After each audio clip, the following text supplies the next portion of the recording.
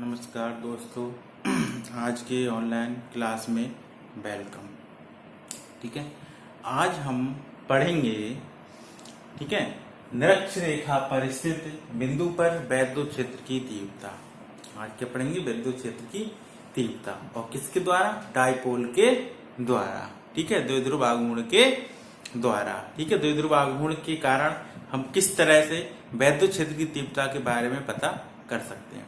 इससे पहले हम यहाँ पर एक बात समझाना चाहेंगे कि डायपोल, हो सकता है कुछ लोग यहाँ पर कंफ्यूजन हो, डायपोल क्या है। ठीक है, तो डायपोल के लिए हमने पहले भी आपको यहाँ पर चर्चा किया था कि डायपोल का मतलब है विद्युत द्विध्रुव। ध्रुव मतलब दो ध्रुव, दो ध्रुव जब अल्प दूरी बनाकर एक पेयर बना लेते हैं, अपनी दूरी का पेयर बना लेते हैं, वही क्या कहलाते हैं? डायपोल कहलाते हैं। ठीक है, जैसे हम मानी HCl ले लें, H2O ले लें। ठीक है, ये क्या करेंगे? ये दो ध्रुव बनाएंगे। ठीक है, यानी दो। अब इसकी कुछ रेडियस होगी, इसकी मानी O है। ठीक है, तो O ऐसे इस तरह से जुड़ा हुआ है नहीं है? तो ये रेडियस मिलकर अपना जो भी एरिया कवर करेंगे, ठीक है, वो ही क्या कहलाता है? द्विध्रुव कहलाता है। यानी यहां पर हम परिभाषा के रूप में कहें तो हम ये कह सकते हैं कि समान परिमाण तथा विपरीत आवेश के दो आवेशित कण, ठीक है, एक दूसरे से अल्प दूरी पर, ठीक है, अल्प दूरी पर क्या बनाते हैं? एक युग्म बनाते हैं। क्या बनाते हैं? एक युग्म बनाते हैं। वो ही आपका कहलाता है इलेक्ट्रिक डाइपोल। क्या कहलाता है? Electric dipole. ठीक है, अब आवेश यानी आवेश का परिमाण, यानी आवेश कण का परिमाण और उनके बीच की दूरी का जो गुणनफल होगा, ठीक है, वो डाइपोल मोमेंट के बराबर होगा। इसको हम लिखते हैं P बराबर Q इंटू 2L। ये कहलाता है इलेक्ट्रिक डाइपोल मोमेंट। यानी इस P से डिनोट करते हैं, इसे बोलते हैं इलेक्ट्रिक डाइपोल मूवमेंट। क्या बोलते हैं? Electric dipole movement. ये इससे हमें यहां पर बोला जाता है। समझता हूं, समझ में आ गया होगा। ठीक, आगे हम अब बात करेंगे जो हमें अपने जो टॉपिक है उस पर। टॉपिक ये है कि intensity of electric field at point equatorial line, यानी निरक्षीय रेखा पर स्थित बिंदु पर वैद्युत क्षेत्र की तीव्रता। ठीक है, इससे पीछे की वीडियो आप देखिए, इससे पहले हमने यहां पर कराया था किसके बारे में? अक्षीय रेखा के बारे में। किसके बारे में? अक्ष के बारे में, कि अक्ष रेखा होगी, ठीक है, उस पर यदि कोई बिंदु है तो उस पर हम वैद्युत क्षेत्र की तीव्रता कैसे ज्ञात करते हैं। ठीक, इससे पहले की जो वीडियो है लगातार कंटिन्यू है, टॉपिक बाय टॉपिक है, उनको आप देख लीजिए। ठीक है, इसके बाद अब हम इस पे आज चर्चा करते हैं। ठीक है, तो देखिए। ठीक है, अब यहां पर ये क्या है? एक निरक्षीय रेखा पर स्थित है, तो हम मान लें पहले तो हम इलेक्ट्रिक डाइपोल बनाएंगे। तो इलेक्ट्रिक डाइपोल के लिए, ठीक है, एक हमने आवेश ये पॉइंट ले लिया और एक हमने पॉइंट ले लिया ये। ठीक, इसको हमने दे दिया -Q आवेश और इसको हमने दे दिया +Q आवेश।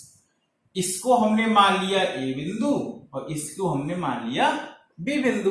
अब द्विध्रुव बनेगा तो इस तरह से ये दूरी होगी, ये तो दूरी होगी। ठीक है, तो इन दोनों के डाइपोल मोमेंट की जो डिस्टेंस होती है वो 2L होती है, या इसको हम D मान सकते हैं, लेकिन जनरली ज्यादातर बुकों में, ठीक है, 2L ही मिलती है। ठीक है, और यदि इस पर हम न्यूमेरिकल भी हम करेंगे अभी इस पर, तो न्यूमेरिकल के लिए दूरी पूछ रहे दोनों की डाइपोल की दूरी क्या है, तो 2L से ही निकालेंगे, L से नहीं निकालेंगे, 2L से निकालेंगे। ठीक है, अब हमने मान लिया इसका मध्य बिंदु कोई O है। मध्य बिंदु हमने मान लिया कितना है? O है, ये लिख लेते हैं और दूरी यहां पर लिख लेते हैं। ठीक है, दूरी दोनों की डाइपोल की कितनी है? 2L है, और मध्य बिंदु कितना है? O है। क्लियर? अब किस पर कह रहे हैं, निरक्ष रेखा, अक्ष पे कहता तो डायरेक्शन में लेते, ये X axis, Y axis, Z axis, 3 dimension होता है। अब हम निरक्ष पे बात करेंगे तो निरक्ष पॉइंट ये होगा, हमने यहाँ कोई भी पॉइंट मान लिया P, कौन सा पॉइंट मान लिया P, और इस P से इस बिंदु को हमने मिला दिया, और ये डिस्टेंस हमने मान ली कितनी है, R, ये O से P की डिस्टेंस कितनी है, R है, ठीक है। अब देखिए हमने क्या करा, इसको इससे मिला दिया P से, और इस P को हमने इस B से मिला दिया, क्लियर। अब देखिए यहाँ पर क्या देखते हैं हम, इस P पर हमें निकालनी है, ठीक है। देखो जब ये टोटल दूरी 2L है तो ये दूरी कितनी हो जाएगी, L, और ये दूरी भी कितनी हो जाएगी, L, दोनों को मिला दें कितनी हो जाएगी, 2L, कितनी हो जाएगी, 2L हो जाएगी।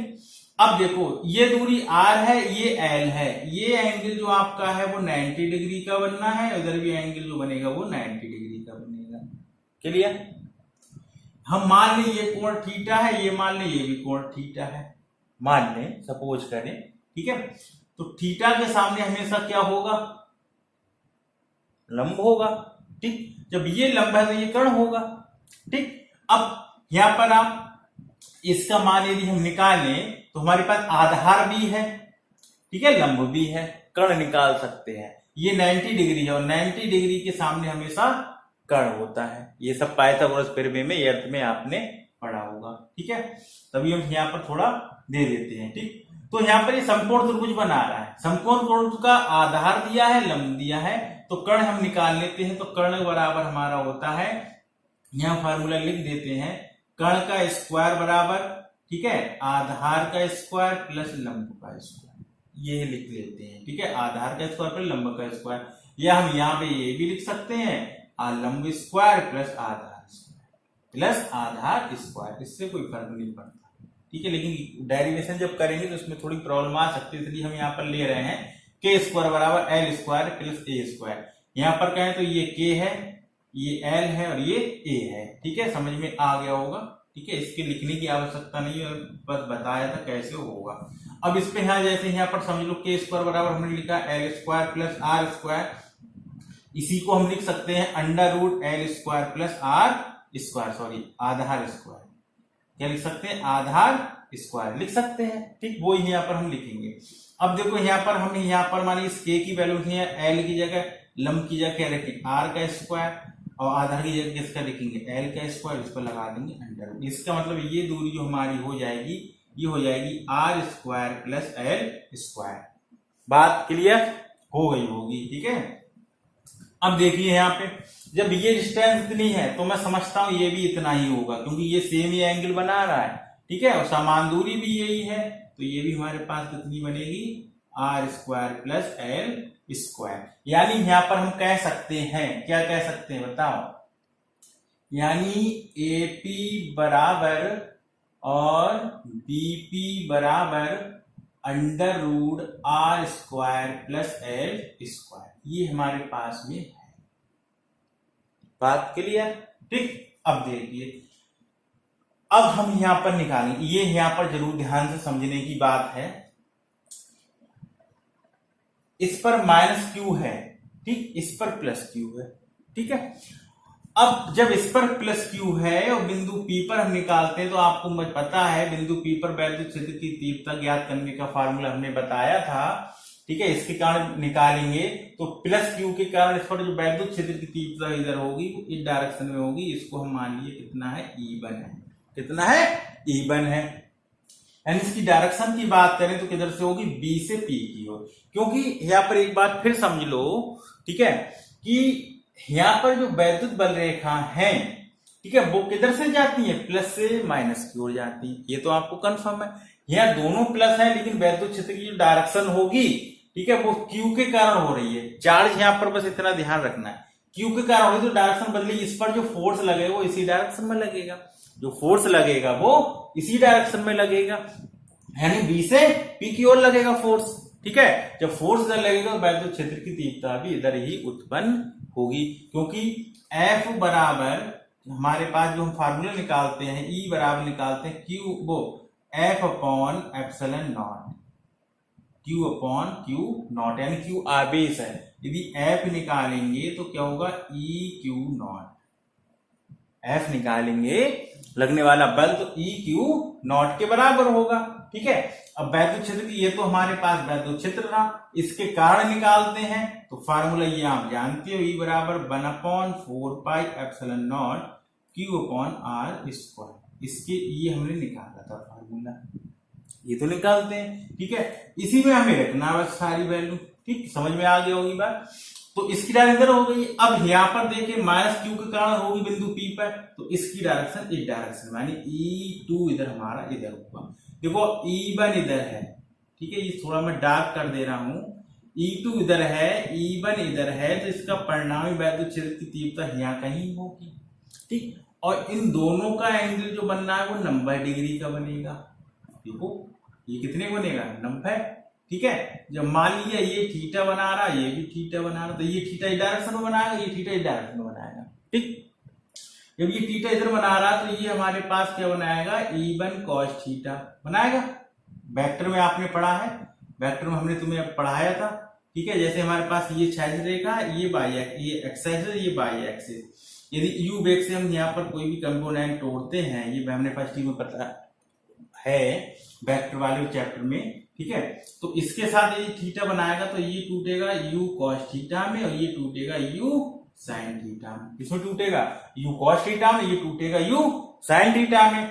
ठीक है, तो इससे इसी कंडीशन में ये है, ये इसके साथ कोण बना रहा है, तो ये बनेगा इसके साथ, ये इसका बेस है, इसके साथ ये एंगल बना रहा है, तो ये बनेगा E1 cos थीटा, और इधर ये बनेगा E1 sin थीटा। ठीक है, अब यहाँ पर बस ये समझ में आ गया तो सारा डेरिवेशन समझ में आ जाएगा। ठीक है, बस यहाँ पर थोड़ा सा ध्यान दे दीजिए। यहाँ पर देखिए अब ये हमारा E1 इधर है, अब ये एंगल इसके साथ बना रहा है, तो ये बनाएगा हमारा E2 cos थीटा, तो इधर डायरेक्शन में नीचे हमारे पास जो बनेगा, ठीक है, इसको मिटा के बना रहा हूं E2 sin थीटा। क्या हो जाएगा E2 sin थीटा, कितना बनेगा E2 sin थीटा। बस अब देखो E1 डायरेक्शन में है, E2 नीचे डायरेक्शन में, यानी दोनों एक दूसरे के अपोजिट हैं। यानी इस तरह से मान लो एक ये पेन इस डायरेक्शन में जा रहा है और ये नीचे की ओर आ रहा है। ठीक है, तो ये एक दूसरे को क्या करेंगे नेक्स्ट कर देंगे, यानी कोई भी इनमें अट्रैक्शन नहीं होगा, रिपल्सन हो रहा है दोनों में। क्या हो रहा है रिपल्सन हो रहा है। ठीक है, डायरेक्शन दोनों की चेंज है, इस डायरेक्शन में एक इस डायरेक्शन में, तो इसका कोई मतलब, यानी ये जीरो हो जाएगी, इसकी वैल्यू क्या हो जाएगी जीरो हो जाएगी। ठीक, ये दोनों एक ही डायरेक्शन में, यानी ये भी इसी डायरेक्शन में है और ये भी इसी, यानी E1 भी इसी डायरेक्शन में जा रहा है। ठीक है, और E2 भी इसी डायरेक्शन में जा रहा है, तो इसलिए E1 E2 दोनों आपस में जुड़ जाएंगे। क्या हो जाएंगे जुड़ जाएंगे। बात क्लियर साफ हो गई, बताओ यहां तक किसी को कोई प्रॉब्लम ना हो। ठीक है, अब आगे देखिए।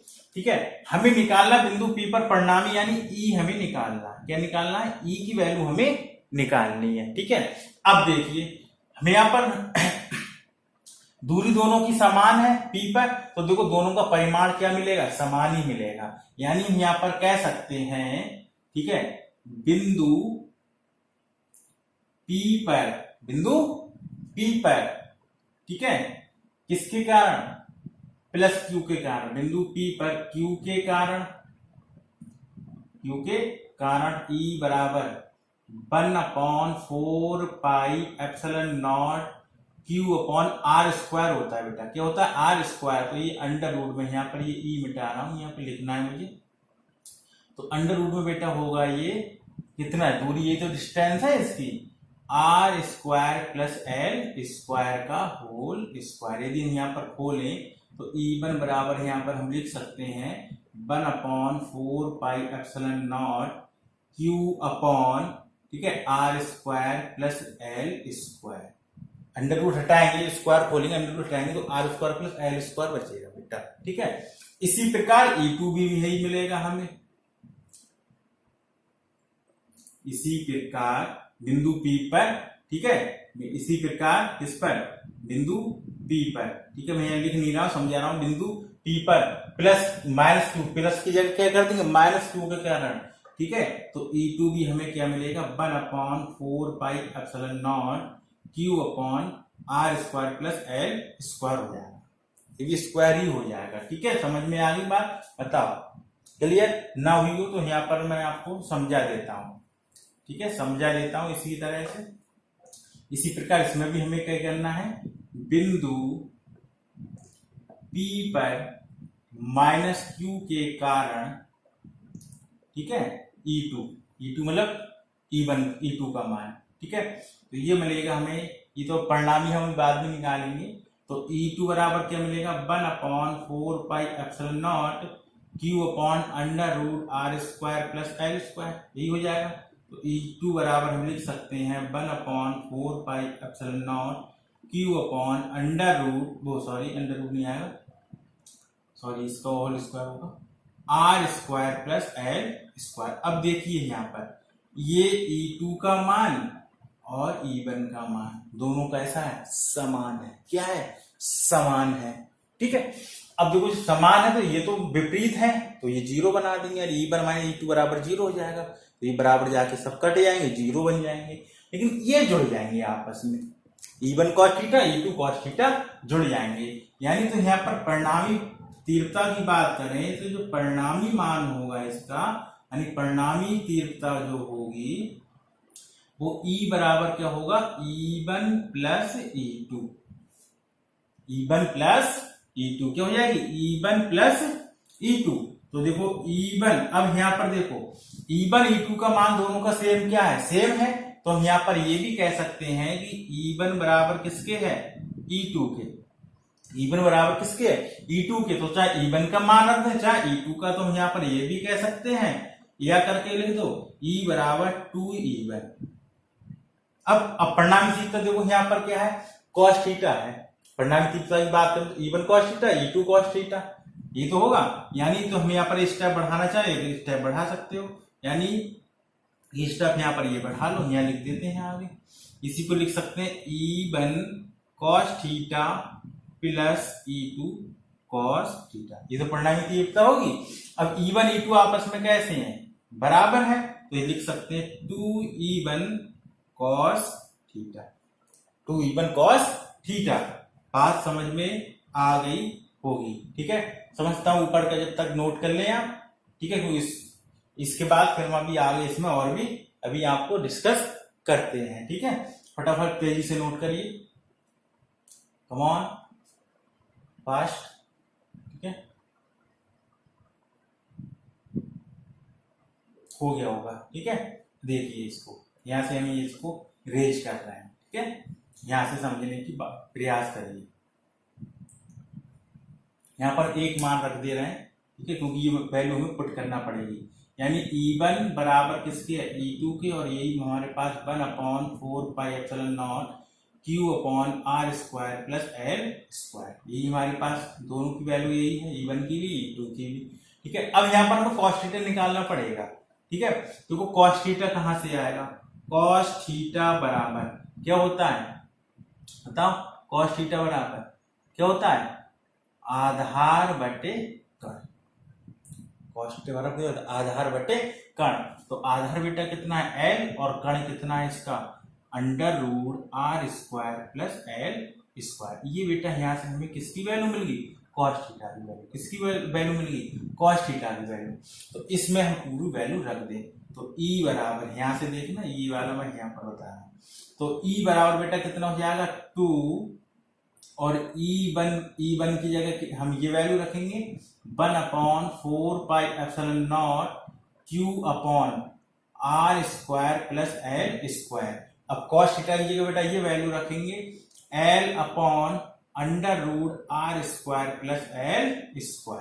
ठीक, इसी को हम क्या लिख सकते हैं, E बराबर 1/4πε0 Q × 2L। इसकी जो 2 है इसकी मल्टीप्लाई इसके साथ कर दें, क्यों, क्योंकि ये हमारा क्या बनाएगा, डाइपोल बनाएगा, क्योंकि P बराबर मैंने बताया था क्या होता है, Q × 2L के बराबर होता है, ठीक है, ये तो होता है, इसी को ये डाइपोल बनाएगा, ठीक है, अपॉन, ठीक है, अपॉन R² + L²। अब देखो इस पर हम 1/2 लिख सकते हैं, लिख सकते हैं R² + L² के पावर 1/2। रूट का सिंबल यही तो होता है, रूट हटा दें 1/2। अब एक पावर ये है, आधी है, कितनी होगी, 1.5। अब 1.5 को हम कैसे लिख सकते हैं, 1.5 को हम कैसे लिखेंगे, 1.5 प्लस 1/2, ये तो जोड़ेंगे तो 2 1 2 3/2। तो इसको हम लिख सकते हैं, मैं इसको रेज कर रहा हूं, नोट कर लिया होगा, ठीक है। इसको मैं यहाँ पर रेज कर रहा हूं, ठीक है। तो E बराबर यहाँ पर क्या हो जाएगा 1/4πε0, ठीक है। ये बेटा क्या बनेगा P, और ये हमारे पास बन जाएगा r² प्लस l² की पावर 3/2 बन जाएगा। अब यहां पर हम मान लें कि r² बड़ा है किससे, l² से, r² बड़ा है l² से, यानी r की तुलना में जो l की वैल्यू है वो नगण्य है। नगण्य मतलब शून्य के सापेक्ष है, शून्य मान सकते हैं, ठीक है, नगण्य है। तो जब नगण्य होने पर क्या करेंगे, l को हम छोड़ देंगे, l² को हम छोड़ देंगे। जब l² की वैल्यू 0 रखेंगे तो r² बचेगा, क्या बचेगा, r² बचेगा। तो यहाँ पर हम लिख सकते हैं E बराबर 1/4πε0 P/r², ये प्लस 0 का स्क्वायर की पावर 3/2, इसी को हम लिख सकते हैं 1/4πε0 P/r² की पावर 3/2। 2 से 2 कैंसिल, क्योंकि ये गुणा में ये हर में, या 3 दूनी 6 करेंगे तो 2 3 6 हो जाएगा। तो फाइनल आपका आंसर बचेगा 1/4πε0 P/r की पावर कितनी, 3, क्या बनेगी 3। यही हमारा पर क्या होगा, निरक्ष रेखा पर स्थित बिंदु पर वैद्युत क्षेत्र की तीव्रता होगी, क्या होगी, तीव्रता होगी। मैं समझता हूं समझ में आ गया होगा, ठीक है, समझ में आ गया होगा, ठीक है। देखिए अब डायरेक्शन की बात में पूछे, डायरेक्शन किधर होगी, मानी सवाल ये आया कि हमारे पास निरक्ष रेखा पर स्थित बिंदु पर वैद्युत क्षेत्र की तीव्रता की दिशा, यानी प्लस क्यू आवेश रखा हुआ है बिंदु बी पर, तो आवेश की दिशा बताइए क्या होगी, ठीक है। तो जिधर प्लस होगा, ठीक है, उसकी डायरेक्शन तो बी से पी की ओर होगी, किधर होगी, बी से पी की ओर होगी। जिधर माइनस होगा उसकी दिशा पी से क्यू की तरफ होगी, यानी ए की तरफ होगी। इधर ए बिंदु हमने मिटा दिया, ए है, ठीक है। चित्र समझता हूं कि छोटा है, हो सकता है समझने में थोड़ा वो हो, लेकिन प्रयास करना, अच्छे से समझाने का प्रयास मैंने जितना है उतना किया है, ठीक है। इस वीडियो को शेयर जरूर करें अपने दोस्तों में, ठीक है, कि वो भी इस वीडियो का लाभ उठा सके, ठीक है। और दूसरी बात, इसको हमारी हर वीडियो को नोटिफिकेशन आपके पास पहुंचे, इसके लिए जो रेड कलर का नीचे सब्सक्राइब का बटन है उसको जरूर दबाएं, ठीक है। इससे हर वीडियो का नोटिफिकेशन आपको यहाँ पर हमारा उपलब्ध रहेगा, यानी पता जब भी हम नई वीडियो आपको डालेंगे तो आपको इसके बारे में जानकारी प्राप्त हो जाएगी, ठीक है, कि ये वीडियो आपको प्राप्त होने वाली है, ठीक है। तो सब्सक्राइब का बटन दबा के, ठीक है, नोटिफिकेशन प्राप्त कर सकते हैं, ठीक है। और टॉपिक बाय टॉपिक आपको यहाँ पर फ्री सुविधा है इस समय, ठीक है। अच्छे से समझने का प्रयास करें। और ये जो चैप्टर है, मैंने ये कई वीडियो में आपको कहा, इससे पहले की वीडियो भी आप देखने का प्रयास करना, ठीक है। 100% मैं यहां से कह रहा हूं, 100% यहां से कम 5 नंबर का सवाल उठता ही उठता है, यानी इस चैप्टर में से 5 नंबर का सवाल हर हाल में आता ही आता है, ठीक है। तो प्रयास ये करना कि हर वीडियो को, इससे पहले वाली वीडियो हो सकता है जिसने ये पहली बार वीडियो देखते हो तो समझ में ना आती हो, ठीक है। यदि इससे पहले की वीडियो वो देखेंगे तो क्लियर हो जाएगा। लेकिन जितनी भी वीडियो आपको दी जा रही है वो टॉपिक बाय टॉपिक दी जा रही है, ठीक है, यानी क्रम बाय दी जा रही है, ठीक है। क्योंकि जैसे कि वैद्युत क्षेत्र की बात करें तो इससे पहले हमने वैद्युत क्षेत्र की तीव्रता के बारे में बताया, डाइपोल की बात करें डाइपोल के बारे में बताया, ठीक है। ऐसे इसमें यहाँ पर रेखा पर स्थित पर क्या, इसके बारे में बताया। ये 1/4 जो Q/r² कहां से आया, इसके बारे में बताया। यानी इसके पहले जो भी क्रमबद्ध हैं वो क्रमबद्ध वीडियो है, ठीक है। तो हम यहाँ पर बस ये जरूर कहना चाहेंगे कि वीडियो अपने दोस्तों के साथ शेयर करें, और यदि वीडियो आपको हमारी अच्छी लगे तो वीडियो को लाइक भी कर सकते हैं, ठीक है। और वीडियो यदि पहली बार आप वीडियो देख रहे हैं सब्सक्राइब जरूर कर दें, इससे हर वीडियो का नोटिफिकेशन आपके पास हमारा उपलब्ध हो जाएगा, ठीक है। अब नेक्स्ट वीडियो में हम यहाँ पर बात करेंगे अदर पॉइंट पर, कि अदर पॉइंट हमारा क्या होगा, ठीक है। जब तक के लिए नमस्कार।